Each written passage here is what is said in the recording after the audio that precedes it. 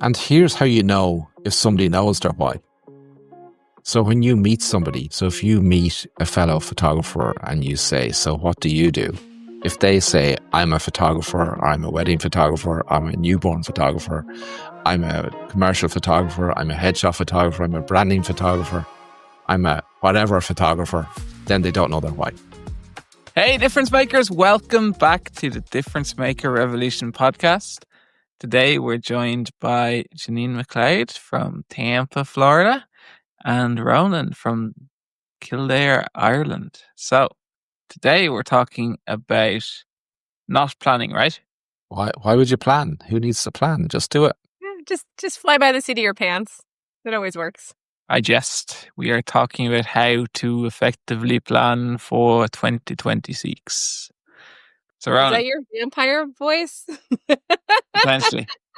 What do we need to consider when we are planning for 2026? Hard to believe we're talking about that right now. Yeah, well, it's interesting, Jonathan. I think the first thing that to consider is that at the time of recording, this was recorded in late October. And I know it's not airing for a number of weeks, right? So we're getting closer to January. But a lot of people wait until January to plan for a new year. And before you know it, if you're like me in the past, you start January and it's the end of January and you're still planning. Right, Jeanine? Yeah, and it's funny because I used to, I know a lot of photographers used to use PPA as their benchmark of getting together with other photographer friends, and they would take that time to get together and plan for 2026, right? Whether it be in the evenings or they'd come in a day early, stay a day late, and plan 2026. But I mean, it's already too late in a way. It might be good to refocus and check things out with your friends and kind of get ready for the year. But PPA fluctuates, and it could be any time in January. It can even be in February. And if you're relying on something like that, or even like you said, January after the holidays and the busyness of that to really dive into 2026, you've missed a month of the year. That's the 12th of the year. Sure, it doesn't matter, Jeanine. Nobody buys photography in January, right? I was just about to cook. You beat me to it, John. It's funny you should say that because I was just thinking that you know, when you think about our members and the work we're doing and the fact that, you know, they're talking to us about when do I start my Facebook campaign at Christmas so that, you know, I'm fully booked for the end of January and February, but they're already booking people in early December for the first 2 weeks of January. So they're busy all year round. So I think, Jeanine, you know, we've much of the industry believes that there's no work in the first quarter of the year, the first month of the year, first 2 months of the year because of the reasons you just said, you know, and it comes down to just when does your year start? You know, mm-hmm. And that's why we love the 12-week year, right? Because every 3 months is a year and we take that approach to it. Yes. Yeah. Talk to me about that. What do you mean every 3 months is a year? Well, the psychology behind it, and I'd love to say we invented this, Jeanine, but we didn't, right? Jonathan, but the 12-week year is a principle of shorter, fast sprints, right? And it's based on the human, the natural human reaction that often we're procrastinators by design, right? Often we're procrastinators by design. And what that means is we might have a plan to do within a year's framework and we know it's on our list and sure, it's February, I have plenty of time to get that done, you know? And then you get to May and you go, oh, haven't started that yet, but I still have plenty of time to get it done, right? And then you go, oh, it's September, I'll have plenty of time to get that done. And before you know it, you're in the busy, crazy season and it never gets done, right? So the 12-week year is you attach your mindset that the year is a 3-month period.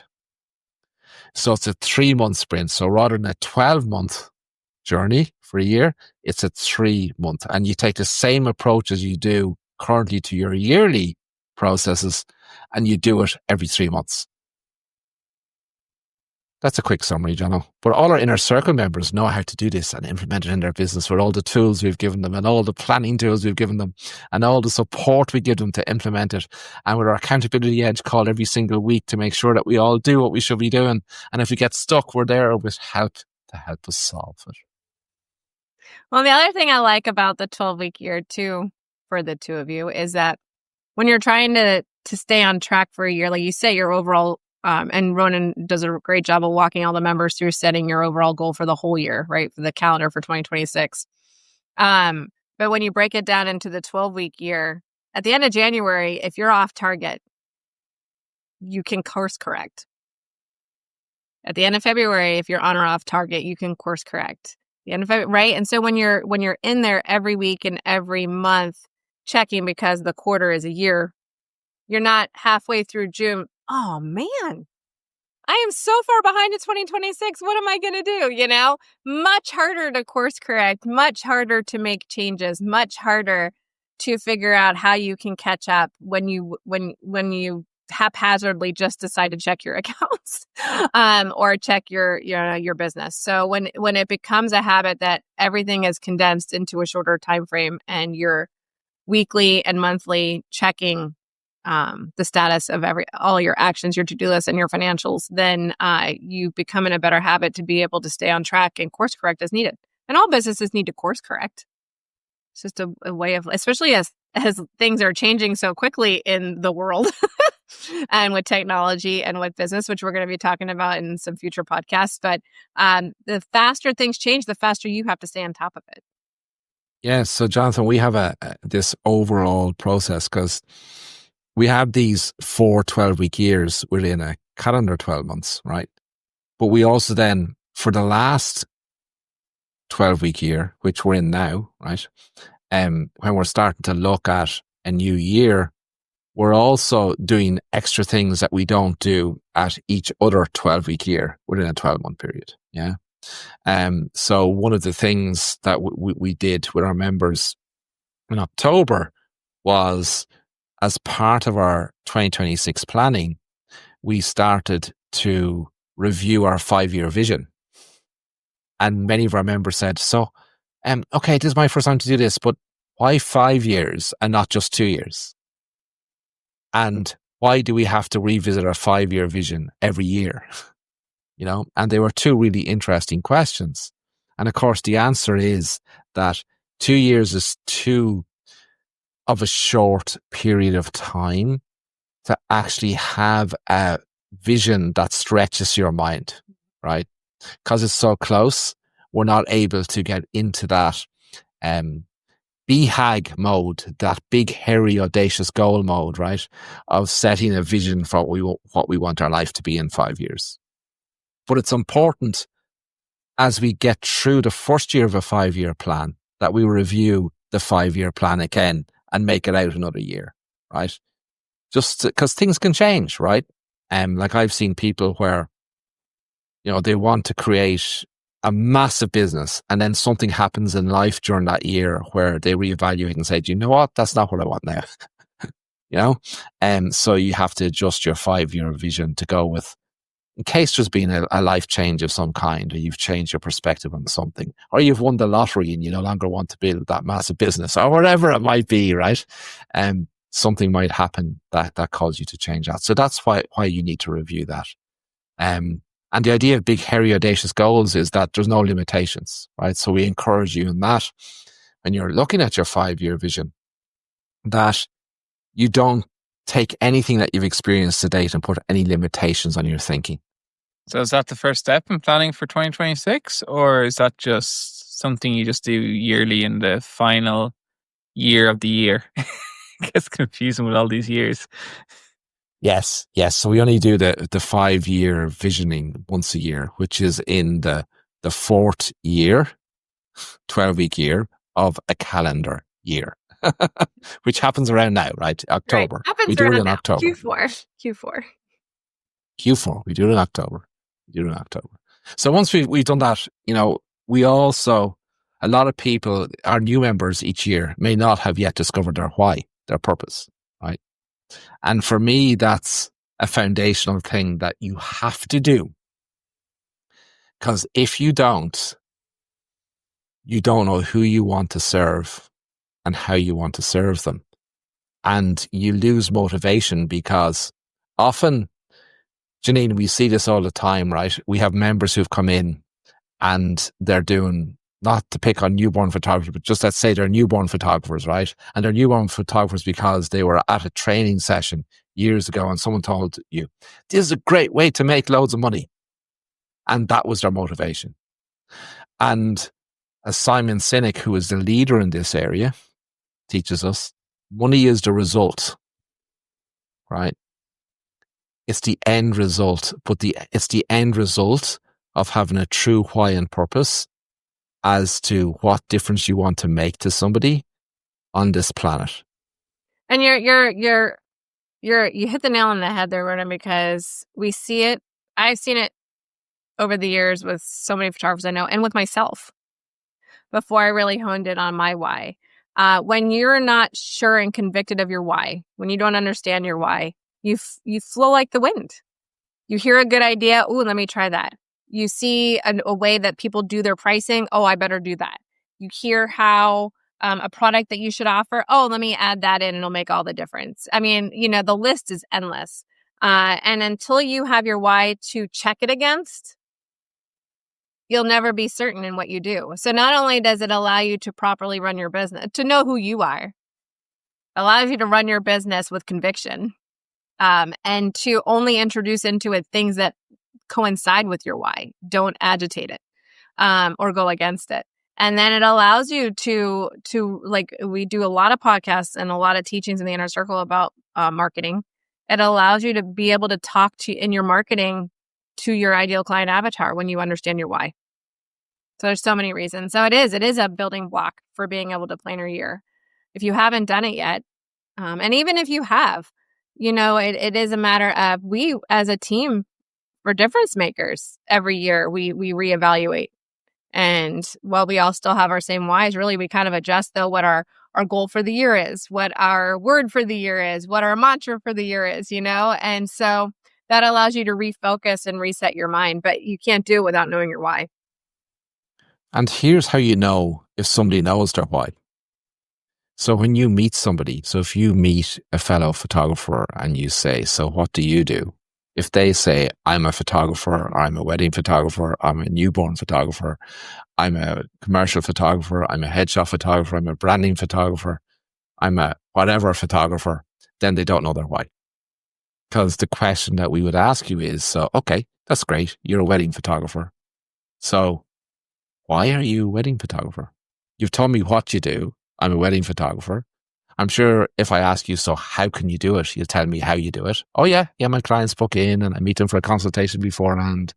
And I figure out then what's important to them.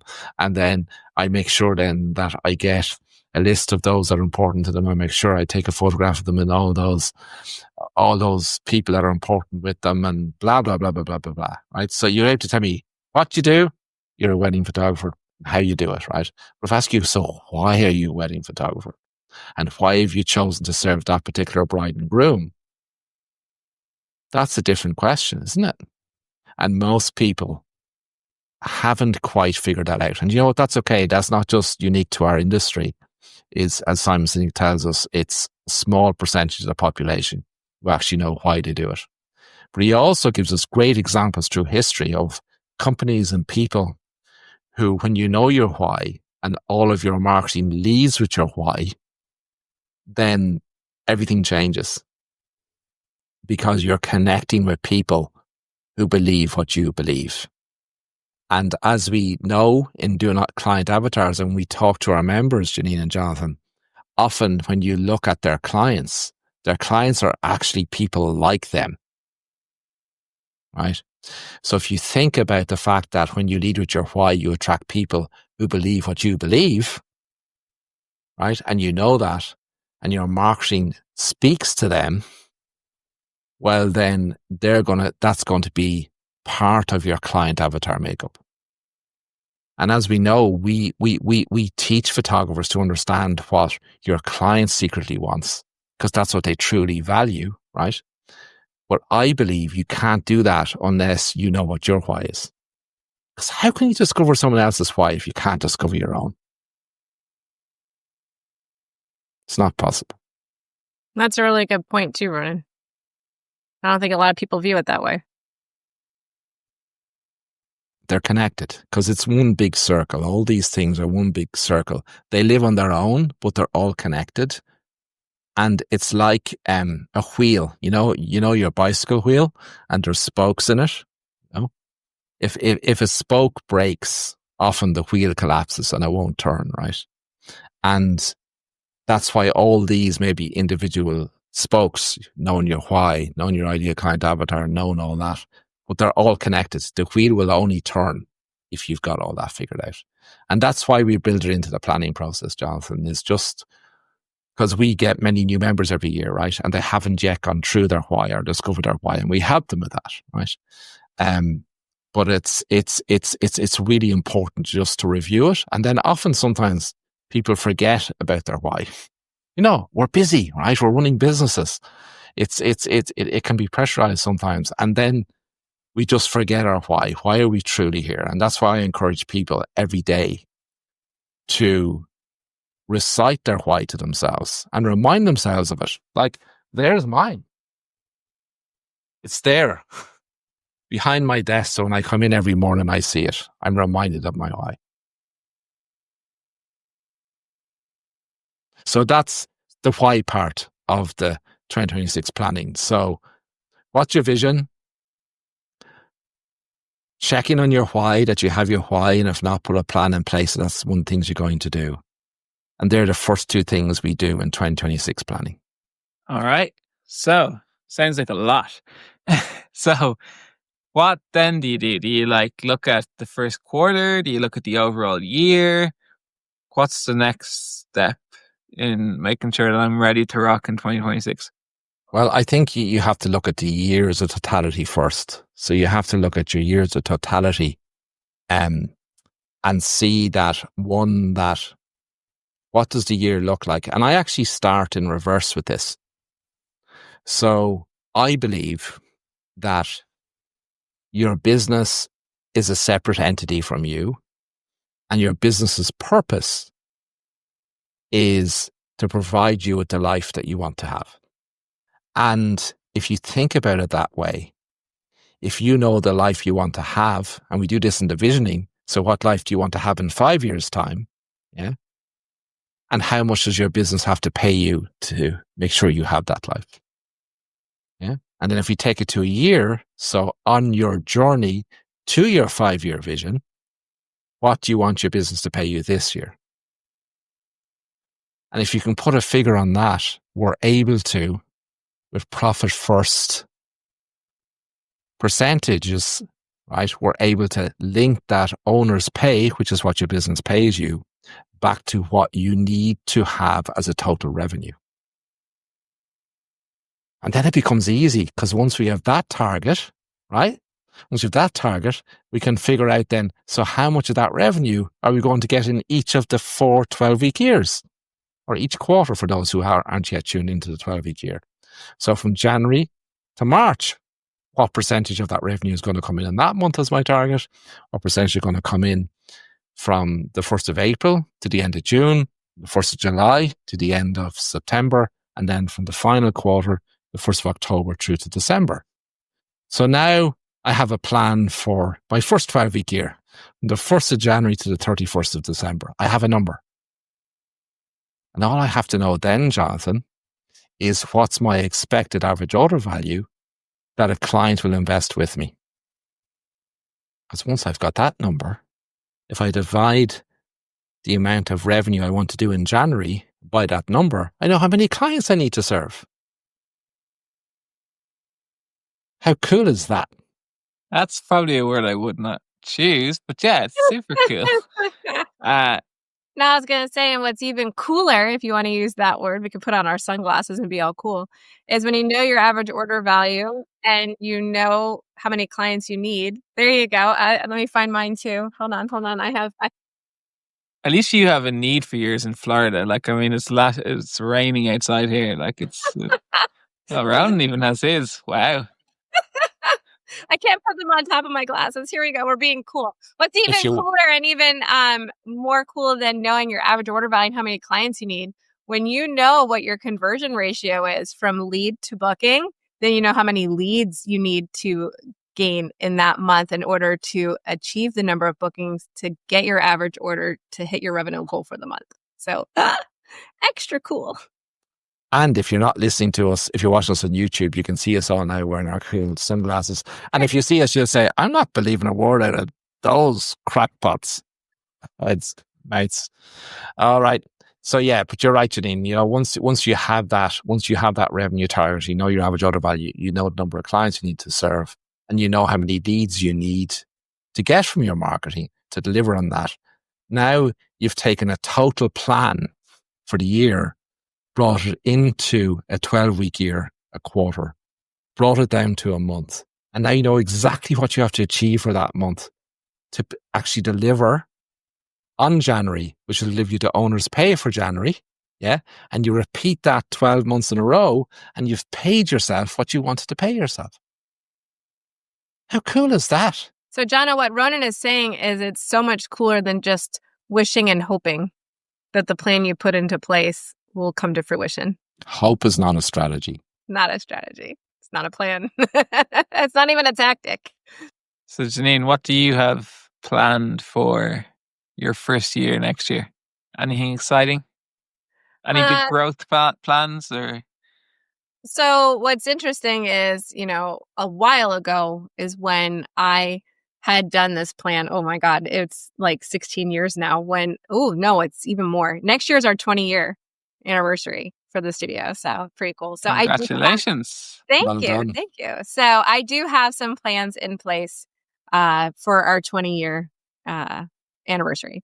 But it's 18 years ago now. Oh my God. That's when I was just like, when you think about the years and they did just fly. It was 18 years ago when I had looked at our years, our 4 years in a year, right? So our quarters. And I was like, man, Q4 by far always has been our most revenue generating quarter.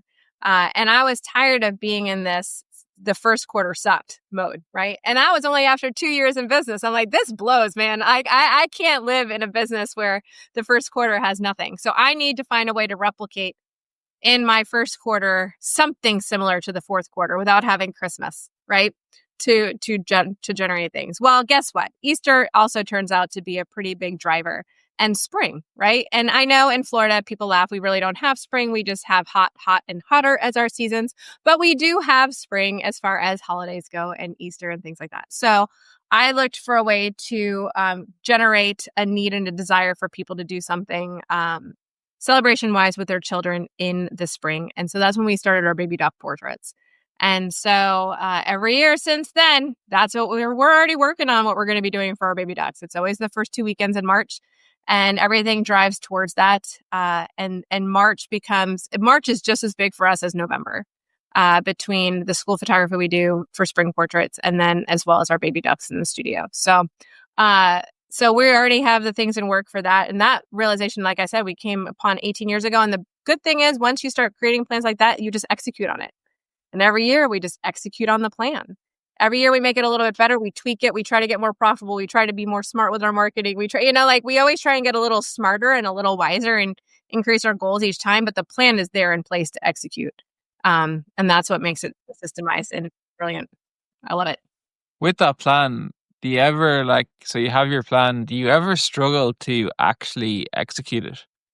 Because I feel like a lot of people can have a plan and they might have a rough plan, but they're afraid. And they don't pull the trigger on executing the plan because they're afraid of failing. So how do you deal with that? So I never have had a fear of failure. That's I don't mind a failure, right? So to me, a failure is only a failure if you don't try something afterwards. It's just a stepping stone. So you got to get rid of that fear. That's business. That's life. Anybody who plays a sport, you're going to fail. I heard a great quote by somebody, by the way, this past week. And it was someone who the season came to, and I wish I could remember who it was, and I need to look it up, but he was interviewed and they said, so are you looking at the season like a failure? He's like, why would I do that? He's like, Michael Jordan was in the NBA for how many years and he only had X amount of championships, does that mean every other year was a failure? Right? I mean, that would be crazy to call Michael Jordan a failure, right? Just because you don't win it all every time. So anyways, you got to strike that out of your mind that if something doesn't execute the way you thought, it's a failure. It's just a stepping stone and you learn from it and you execute better next time. But for me, I am a action taker to doer, right? So I really like to break my projects down into doable tasks, and I am a task maker. So I have my projects for the year broken down into projects for the quarter, broken down into tasks and projects for each month. And that's how I come up with my weekly tasks. Because as you know, Ronan, how do you eat an elephant? One small piece at a time, Small Jeanine. piece at a time. So, But Jeanine, there's a really important thing that you've just said that maybe some haven't heard. And I think we need to just wind back the clock a little bit, right? A really important thing that you said. So for me, I've had a business that failed. I've had successful businesses, right? And the one learning for me has been that a business that has continuity is much easier than a business that needs a new client every day, right? And many photography businesses I see, they're built on, we need to find new clients all the time, right? You've found a way to not only bring a large proportion of your client back year after year after year after year, right?